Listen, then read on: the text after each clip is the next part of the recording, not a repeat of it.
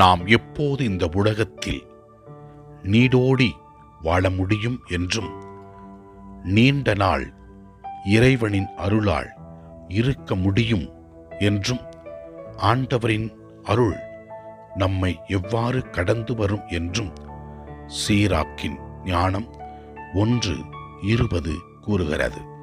நாம் இவ்வாறு வாசிக்கின்றோம்: ஆண்டவரிடம் அச்சம் கொள்வதாலே ஞானத்தின் ஆணிவேர், அதன் கிளைகள் நீடிய வாழ்நாள்கள் என்று கூறுகிறது. இறைவனிடத்திலே நாம் அச்சம் கொள்ள வேண்டும். மரியாதை ஆண்டவருக்கு நாம் கொடுக்க வேண்டும். இறைவன் நம்மை படைத்தவர். நமக்கு தேவையான எல்லாவற்றையும் நாள்தோறும் செய்து கொண்டிருப்பவர்.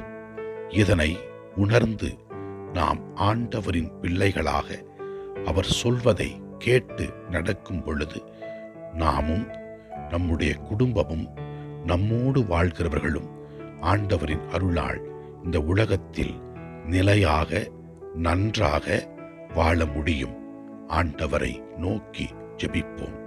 இறைவா, நாங்கள் ஞானத்தோடு வாழ எங்களுக்கு உமது அருளை தாரும்.